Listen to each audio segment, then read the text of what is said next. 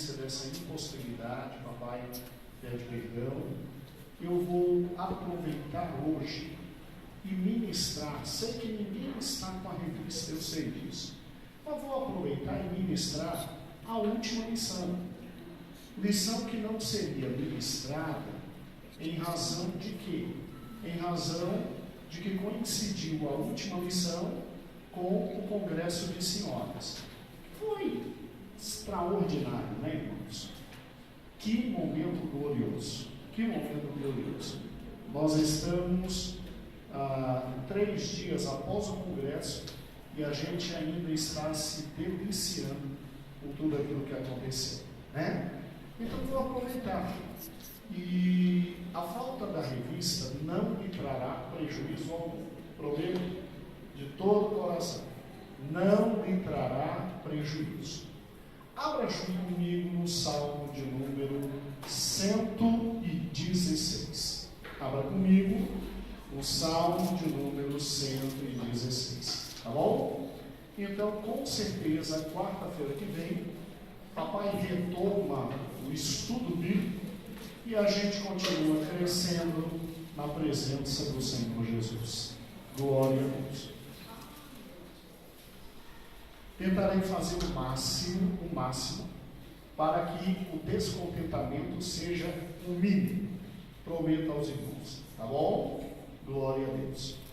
Amados irmãos, no Salmo 116, a partir do versículo 12, veja Salmo 116, a partir do versículo 12, diz assim: há uma pergunta muito impressionante: que darei ao Senhor por todos os benefícios que me tem feito? Aí o salmista responde: tomarei o cálice da salvação e invocarei o nome do Senhor. Pagarei os meus votos ao Senhor, agora, na presença de todo o seu povo. E agora, por gentileza, pule para o versículo 17. Oferecer-te-ei sacrifícios de louvor, invocarei o nome do Senhor, pagarei os meus votos ao Senhor, que eu possa fazê-lo na presença de todo o seu povo, nos átrios da casa do Senhor, no meio de ti, ó Jerusalém. Louvarei ao Senhor. Louvarei ao Senhor. A nossa última lição diz exatamente, tem exatamente como título: Vivendo à altura de nosso Senhor e Salvador Jesus Cristo. Nós passamos um trimestre inteiro respondendo àquela indagação: quem é este que os ventos e os mares lhe obedecem? Indagação feita pelos próprios discípulos. E passamos 3 longos meses estudando a figura de Jesus Cristo. E aí, na primeira e segunda lição, muito obrigado, cristão, Deus lhe abençoe, estudamos que Jesus é o Filho de Deus. E porque Deus resolveu mandar seu Filho para que a humanidade tivesse a única e definitiva revelação sobre Ele mesmo, Deus. E ninguém melhor para trazer Deus à humanidade senão aquele que mais conhece sobre Deus. E quem poderia ser? Jesus Cristo. Você entende que Deus não queria que eu e você vivêssemos em ignorância? Você entende que até aquele momento, tudo que se falava e se vivia e se entendia sobre Deus era tão somente sombra e conhecimento limitado daquilo que realmente Deus queria que conhecêssemos? Por isso, no momento correto, Ele envia seu Filho. E seu Filho amado vem para que pudéssemos conhecer tudo sobre Deus. absolutamente tudo sobre Deus. E conhecendo tudo sobre Deus, sermos salvos. Por isso, que João 3,16 diz: porque Deus amou o mundo de o quê? Tal maneira. Quem enviou quem? Jesus, seu Filho amado. Para que todo aquele que o quê? Não pereça, mas tenha o quê? A vida eterna. E aí investimos 2 lições falando sobre Jesus, o Filho de Deus. Depois, estudamos Jesus como o único caminho. Deus detesta confusão. Deus gosta de simplificar as coisas e através de Cristo, Deus abre para a humanidade uma estrada que dá direto em sua presença. E diz: este é o caminho. Não se desvie nem para a direita, nem para o quê? Esquerda. E pela primeira e última vez e única, temos com certeza agora o caminho que nos leva a Deus. No outro estudo vimos, a lição número 4, que Jesus é o pão da vida. Enquanto pão da vida, o Senhor Jesus se dedica a nós como alimento do qual precisamos para a nossa existência. Aquele alimento que nos fortalece, nos dignifica, nos coloca em pé e nos faz ter a possibilidade de desenvolvimento espiritual, porque você é aquilo que come. Você cresce de acordo com aquilo que se alimenta. E Jesus diz: eu sou o pão da vida, nos ensinando que para se ter a completa vida espiritual, ou se alimenta dele, ou não se chega a canto nenhum. Depois estudamos Jesus como a videira verdadeira. Isso só para nos demonstrar o que somos. Somos meros o quê? Ramos. E ao estudar Jesus como a videira verdadeira, uma tranquilidade muito grande entra no nosso coração, porque como ramo, eu só preciso fazer uma coisa, eu só preciso dar fruto. A vida vem dele, a seiva vem dele, o alimento vem dele. A única coisa que eu preciso fazer como ramo é não me desligar da videira, o quê? Verdadeira. Isso é amor ao extremo. E só tenho que ficar ligado à videira e dar fruto. Depois estudamos Jesus como o bom pastor. Aí a alma se tranquilizou, né? Porque ter Jesus como bom pastor é ter proteção, é ter alimento, é ter descanso, é ter paz, e é ter a própria vida, o quê? Eterna. Porque eu não passo de quê? Eu não passo de ovelha. Eu sou um dos animais mais inofensivos. Eu sou um dos animais mais dependentes que existe. Eu não passo de ovelha. E aí meu pastor, que é o Senhor Jesus Cristo, esse em primeiro lugar, por ser meu pastor, nada me deixa faltar.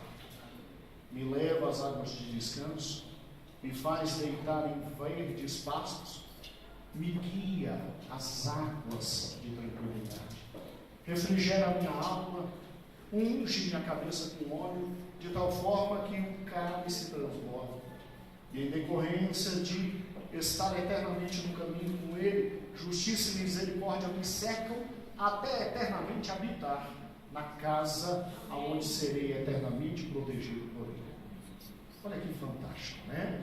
Aí depois estudamos Jesus como a luz do mundo, porque a coisa que mais precisamos é de tirocínio, é iluminação, é a capacidade de entender onde estamos e para onde estamos indo. Discernimento é essencial e Jesus é a verdadeira luz do mundo. Daí não andamos mais em trevas. Aí no estudo 8, tivemos a alegria de compreender que Jesus é o Senhor e que as coisas não estão jogadas ao tempo e espaço. Ele, como Senhor, Ele governa, Ele domina, Ele rege todas as coisas com a destra do seu poder. todas as coisas estão submissas a Ele, e toda a autoridade lhe foi dada nos céus e na terra. O que me tranquiliza para a vida presente e para a vida futura, porque a coisa não está em desordem. O Senhor Jesus Cristo está no controle de todas as coisas. Depois estudamos que Jesus é o cabeça, e nós temos o privilégio de ser parte do seu corpo, e depois estudamos a relação mais profunda que pode existir entre o cristão e o Senhor Jesus Cristo. Ele como noivo e nós como a sua, o quê? Esposa. E aí tivemos o prazer de, no último domingo, pela manhã que estudamos, antes do Congresso de Senhoras, verificar que é alguém que nos ama de forma extraordinária.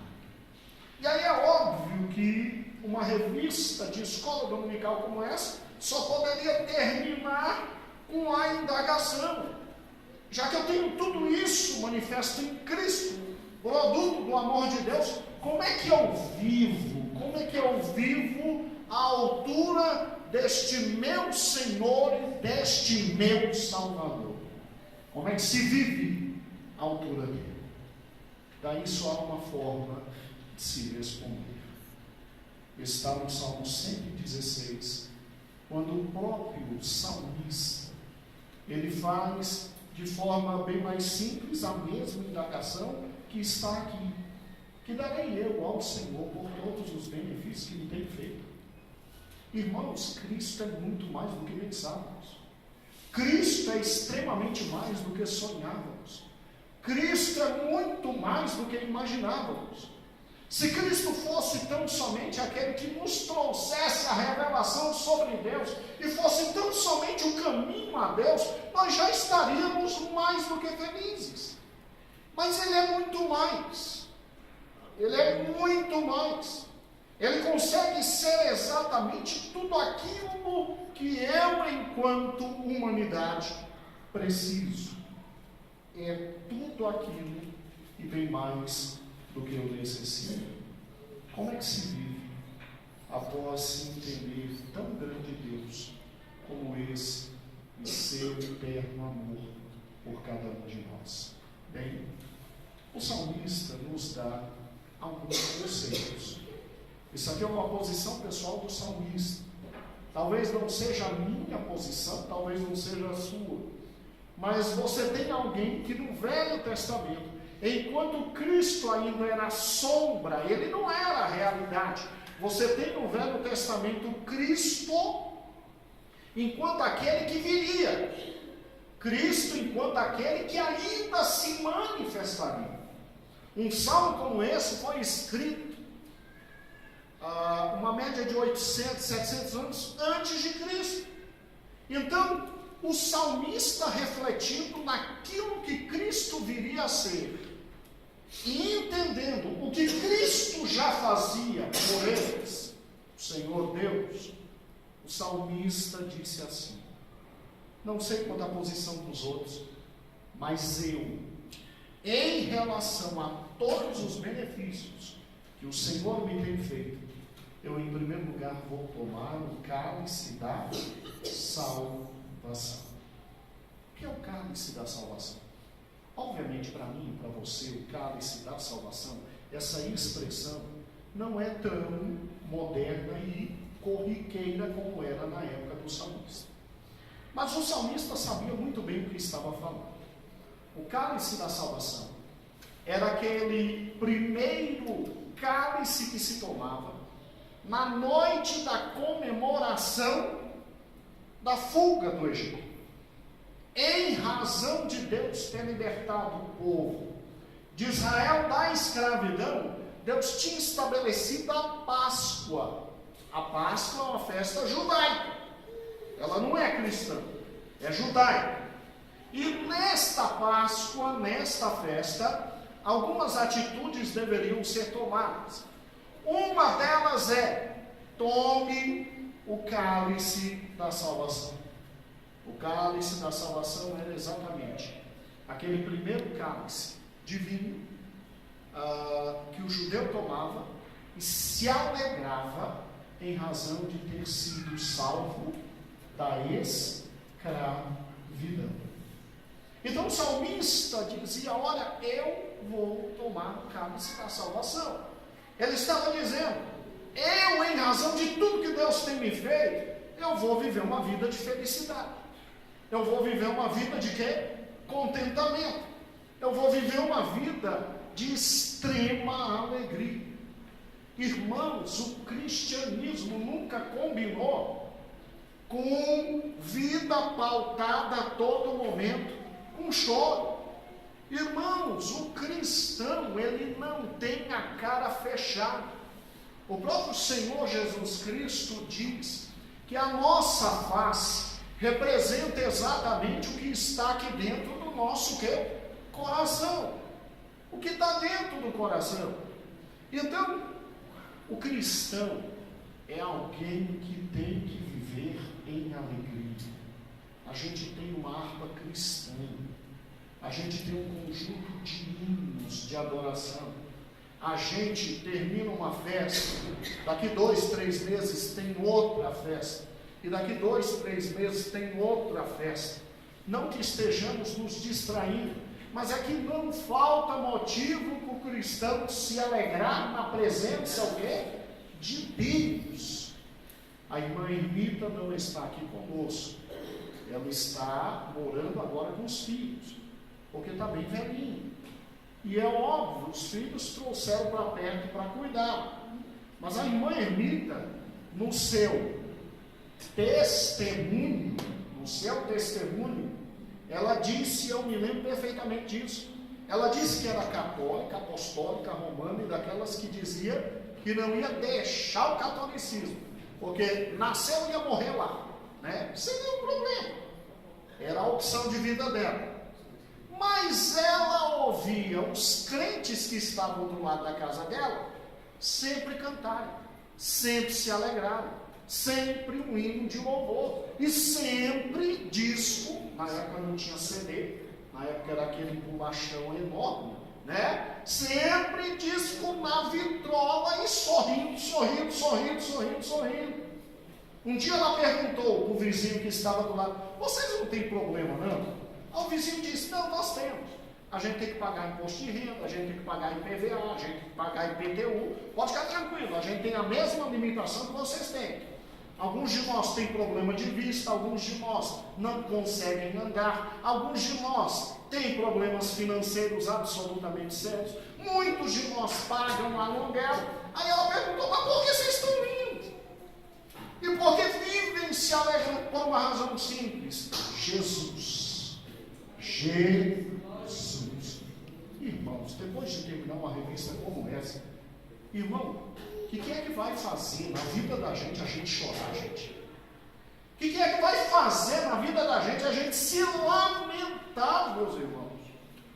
Irmão, a vida cristã é vida de alegria, vida de felicidade, é vida de gozo. O que está esperando a gente é o céu.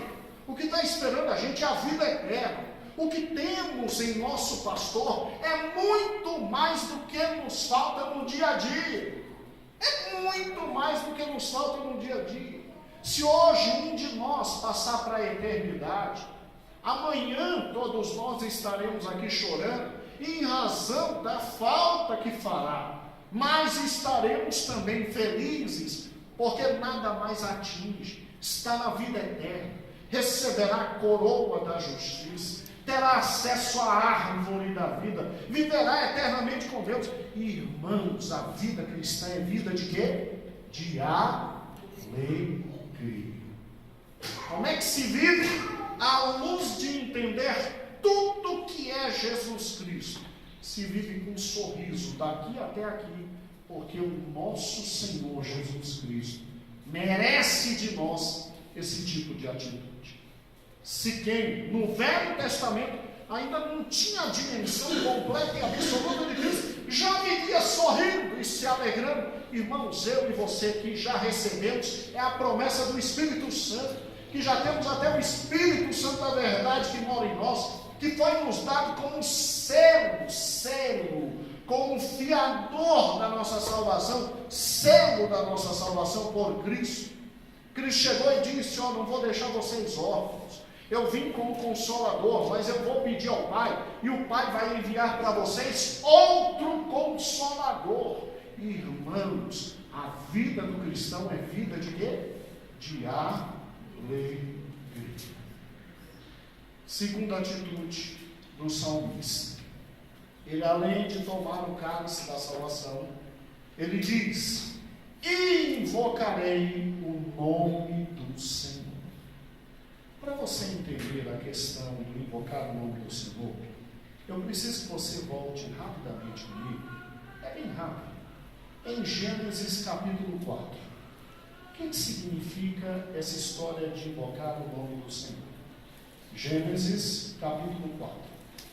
Quando você chega em Gênesis capítulo 4, você tem uma família que já tinha sido expulsa do jardim do Éden, mas que agora está tentando se levantar de novo, não é verdade? Então, Adão, sua esposa Eva, não estavam mais no jardim do Éden, e estavam tentando se levantar de novo. Criam os filhos no conhecimento de Deus, e em Gênesis capítulo 4, os dois filhos vão oferecer sacrifícios a Deus. Você já conhece a história. Deus recebe o sacrifício de Caim, Deus não recebe o sacrifício de Abel. No congresso, o papai nos ensina. Deus recebe o sacrifício de Abel e não recebe o sacrifício de quê? Caim. Eu não vou dizer que eu estava testando os irmãos, que eu estou cansado. Glória a Deus. Mas vamos juntos. Aqui os irmãos estão atentos, estão. Glória a Deus. E aí o que acontece? Os irmãos já sabem. Papai nos ensinou que o problema foi a falta de sangue, por causa da aliança eterna. Caim ofereceu um sacrifício errado. Nós aprendemos isso na sexta-feira da paixão. E o resultado foi, mesmo Deus falando com Caim, o que ele faz com o seu irmão? Ele mata quem? Abel. Não é verdade? Agora, amados, olha que interessante. Olha que interessante. Eva, então, volta a coabitar com o seu marido. E Eva, voltando a coabitar com o seu marido, ela tem um novo filho. E colocou o nome deste filho de o quê? De o quê? Sete. Vamos para Gênesis capítulo 4. Vamos juntos? Versículo 25. E tornou Adão a conhecer sua mulher. E ela teve um filho e chamou seu nome de o quê? Sete. Porque disse ela: Deus me deu outra semente no lugar de quê? Abel, porque Caim ou... Por que ela disse outra semente?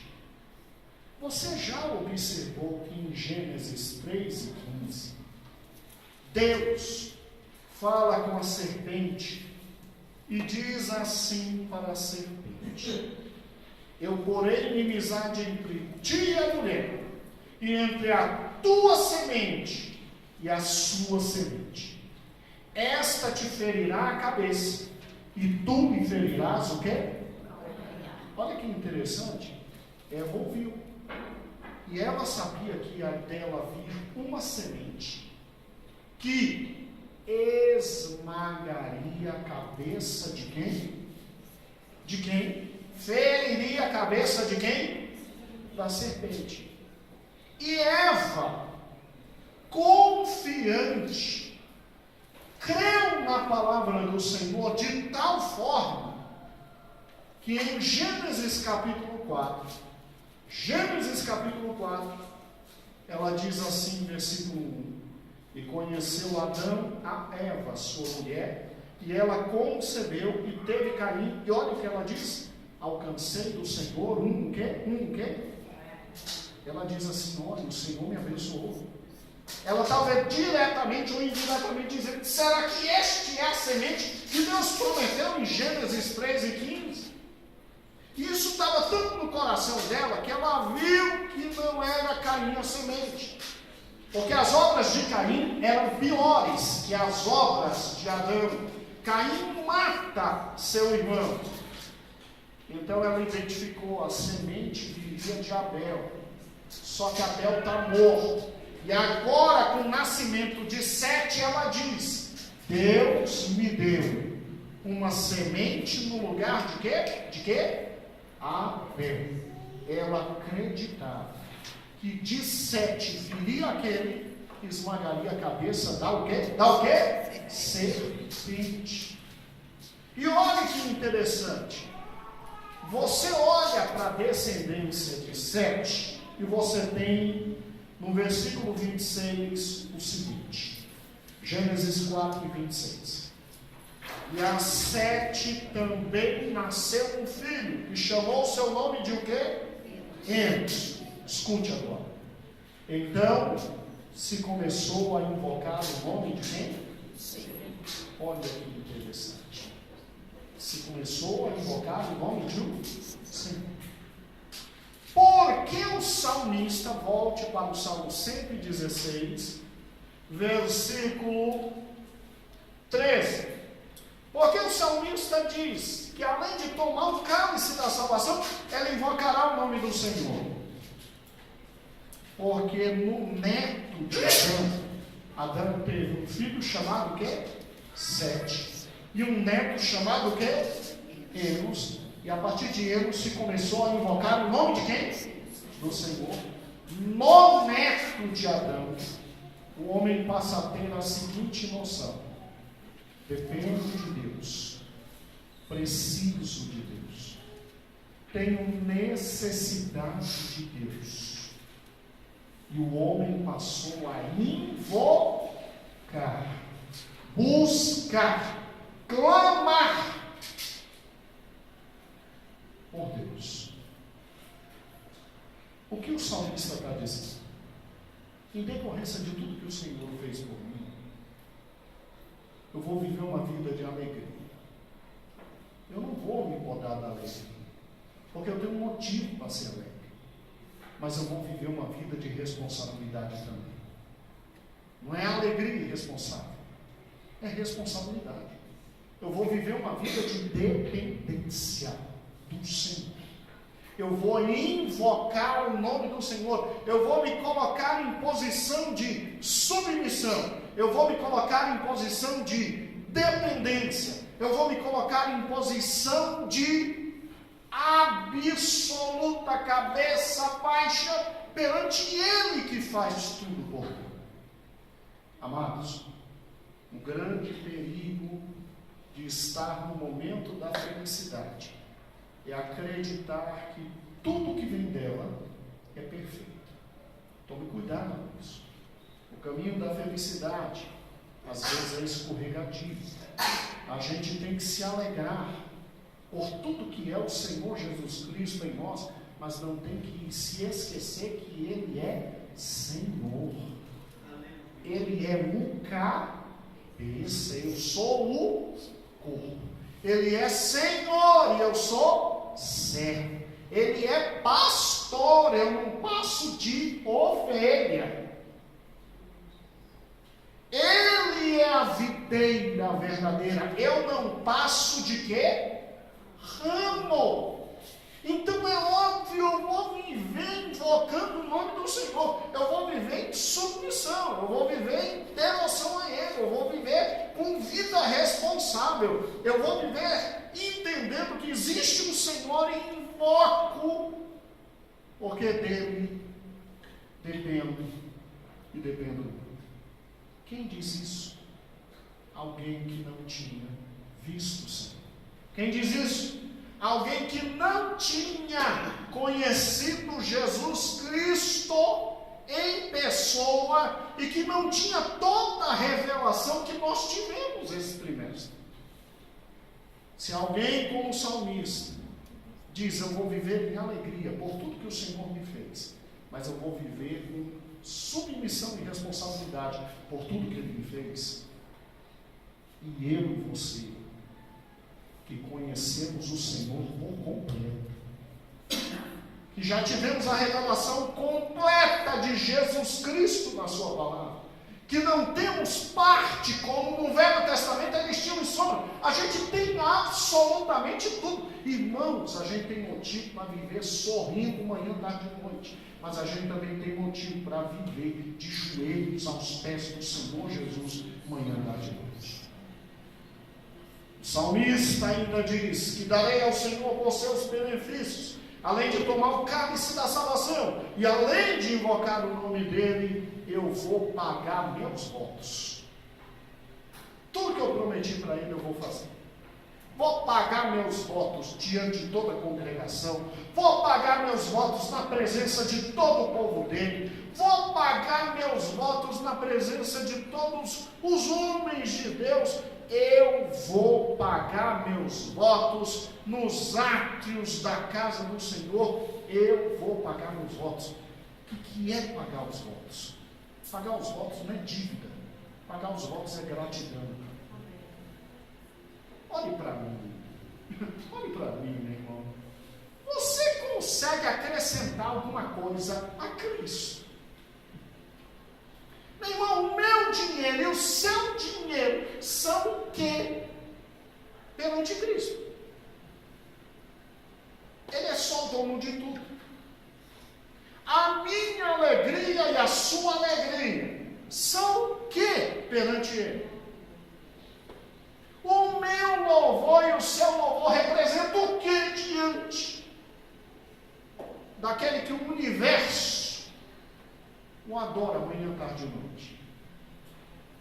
É o quê? Seja frio. Raciocine um pouco. Então você vai pagar dívida para Deus.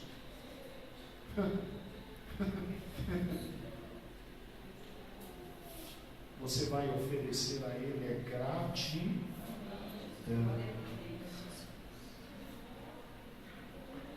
A Bíblia diz que até o que a gente devolve para Ele é dele. E que Ele nos dá condição de devolver a Ele. Só há uma dívida que você provoca em Deus. Você lembra? Você lembra dos estudos de Mateus? Que são preciosos.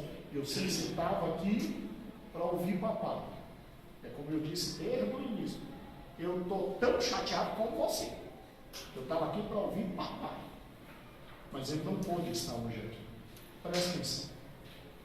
Papai nos ensinou que só tem um jeito de fazer Deus devedor. Quando eu me compadeço do meu irmão, e eu olho para a necessidade do outro. Aí Deus faz questão de me pagar com juros. Se lembra disso? Sabe o que é juros de Deus? Fantástico, né? Fantástico. Fora isso, eu vou viver uma vida de gratidão. Eu louvo o nome dele. Não é porque eu prometi louvar, não. É porque eu tenho que ser grato.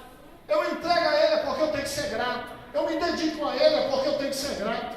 Eu demonstro a Ele meu conjunto de alegria, de felicidade. É porque eu sou grato. É a gratidão que me leva a isso. Ou seja, alguém que não conheceu Jesus Cristo como nós conhecemos. Alguém que não viu Cristo como nós vemos. Alguém que não tinha a revelação completa de Cristo como nós temos. Alguém que não teve tudo que temos. Ele chega e diz, diante do meu Senhor, eu vou viver uma vida de alegria. Diante do meu Senhor, eu vou viver uma vida de responsabilidade. Mas acima de tudo, eu vou viver uma vida de gratidão, de louvor, de engrandecimento ao nome dele. Irmãos, eu te pergunto, e nós, depois de termos aprendido durante um trimestre inteiro que Jesus é o Filho de Deus e as consequências, Jesus o único caminho, o pão da vida, a videira verdadeira, o bom pastor, a luz do mundo, o Senhor, cabeça da igreja, um noivo, e que tudo isso reverbera sempre em benefício de cada um de nós, nunca em benefício dele, sempre em benefício nosso. Como é que a gente vive diante diante de um Deus tão grande como esse. Tão grande como esse. Eu não sei quanto aos irmãos, mas há uma dica aqui no Salmo: viver com alegria, viver com responsabilidade, com alegria tomarei o cálice da salvação, com responsabilidade invocarei o nome dele, e viver com gratidão. Vou pagar meus votos, vou me alegrar, vou entrar nos átrios da casa do Senhor com louvor e adoração. Amados,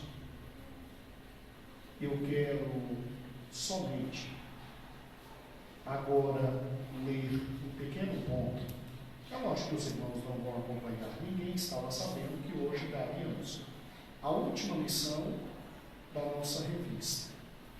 Mas a Bíblia diz assim que bem-aventurados são aqueles que ouvem, né? E eu creio que você pode me ouvir agora, tá bom? Eu queria que você lesse comigo, mas não houve tempo de avisar para que você trouxesse a revista. Então, escute por gentileza. A revista começa: quem é este que o vento e o mar lhe obedece? A revista termina assim: quem é este que dá lei? Escute. Logo que se tomou o livro, os 4 seres viventes, os 24 anciãos, prostaram-se diante do Cordeiro, tendo cada um deles uma harpa e taças de ouro cheias de incenso, que são a oração dos santos. E cantavam um cântico novo, dizendo: digno és de tomar o livro e de abrir os seus selos, porque fostes morto e com o seu sangue comprastes para Deus homens de toda tribo, língua, povo, nação, e para o nosso Deus fizeste rei, sacerdote, e eles reinarão sobre a terra. Eu estou em Apocalipse capítulo 5, versículos 5 a 14. E olhei e vi a voz de muitos anjos ao redor do trono e dos seres viventes e de anciãos. E o número deles era de miríades de miríades, miríades de miríades, que diziam com grande voz: digno é o Cordeiro que foi morto de receber o poder, a riqueza, a sabedoria, a força, a honra, a glória e o louvor. Ouvi também toda a criatura que está no céu e na terra, e debaixo da terra e no mar, e todas as coisas que nele há, dizer: ao que está sentado sobre o trono, e ao Cordeiro seja o louvor e a honra e a glória e o domínio pelos séculos dos séculos. Amém. E os anciãos prostraram-se e adoraram. Escute: quem é este? Este é aquele que todos prostrados adorarão. Este é o Senhor dos senhores e o Rei dos reis. Glória a Deus. Glória a Deus. Eu quero encerrar essa lição pedindo para que você abra, inclusive, um hino muito perto daquele que nós estávamos louvando a Deus. Pastor João cantou o hino 186, 5 e 7, e eu quero cantar o 186, o do meio. 186. Vamos louvar, João?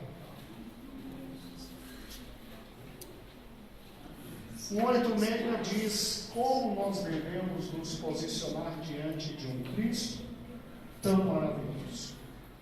Quer andar de valor em valor e seguir a Jesus, meu Senhor.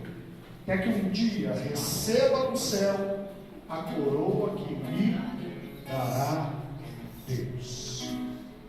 Abriram? Vamos louvar a Deus.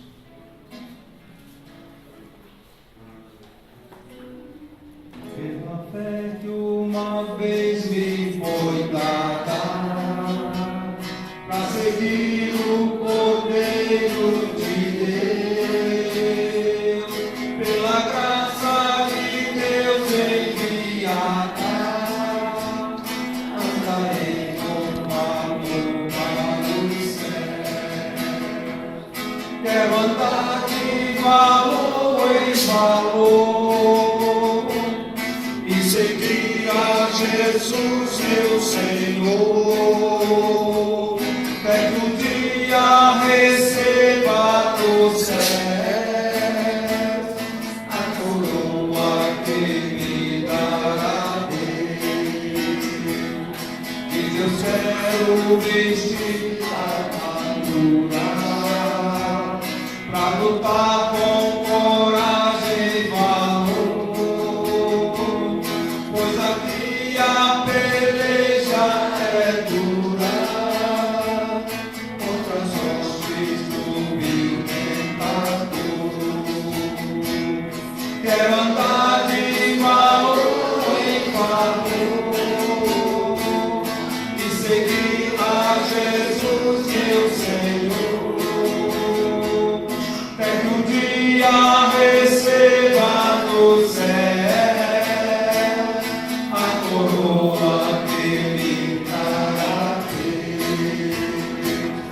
Em Jesus eu farei mil proezas, no combate da fé e do amor. Nele tenho vigor e destreza pra lutar e pra ser vencedor. Quero andar de valor em valor e seguir a Jesus, meu Senhor. Até que um dia receba no céu a coroa que me dará Deus. Eu direi ao fim dessa missão, combati o combate de amor e coroa terei de justiça que do céu me dará o Senhor. Quero andar de valor em valor e seguir a Jesus.